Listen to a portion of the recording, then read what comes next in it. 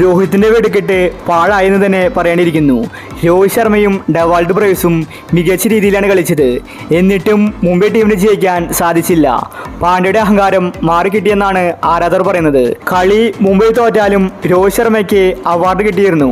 അതിനുശേഷം രോഹിത് പറഞ്ഞ കാര്യമാണ് നമ്മൾ ഇന്നത്തെ വീഡിയോയിൽ നോക്കുന്നത്. ഇത്തരം ക്രിക്കറ്റ് ന്യൂസിന് വേണ്ടി ഈ ചാനൽ മറക്കാതെ സബ്സ്ക്രൈബ് ചെയ്യൂ. രോഹിത് ശർമ്മ മുംബൈ ടീമിനെ മുന്നിൽ നിന്ന് നയിച്ചു. പക്ഷേ പാണ്ഡ്യ കുറച്ച് പുറകിലായെന്ന് മാത്രം. പാണ്ഡ്യയ്ക്ക് ഒന്നും തന്നെ ചെയ്യാൻ സാധിച്ചില്ല. പാണ്ഡ്യ ബാറ്റിങ്ങിൽ കുറച്ചും കൂടി ശ്രദ്ധിച്ച് കളിച്ചുവെങ്കിൽ ഒരു പക്ഷേ ഇന്നത്തെ മാച്ച് മുംബൈക്ക് ജയിക്കാമായിരുന്നു. മുംബൈയുടെ മധ്യനിര വീക്കായിരുന്നു.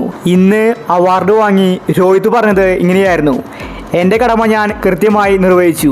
ഞാൻ കാരണം ടീം തോറ്റെന്ന പരാതി ഇനി എനിക്ക് കേൾക്കാൻ വയ്യ. അതുകൊണ്ട് ഞാൻ എൻ്റെ പങ്ക് കൃത്യമായി കൊടുത്തിട്ടുണ്ട്. കളി തോറ്റതിൽ എനിക്ക് യാതൊരു ഉത്തരവാദിത്വവുമില്ല. ടീമിലെ എല്ലാ താരങ്ങളും ഒരുമിച്ച് കളിച്ചാൽ മാത്രമേ ടീം ജയിക്കൂ. ഒരു താരം മാത്രം നന്നായി കളിച്ചിട്ട് കാര്യമില്ല.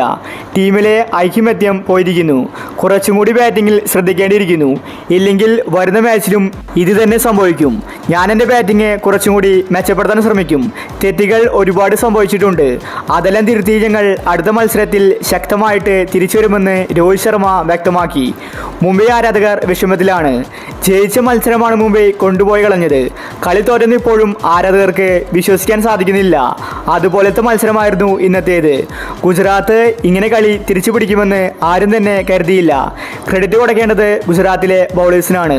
മികച്ച രീതിയിലാണ് എല്ലാവരും ബൗൾ ചെയ്തത്.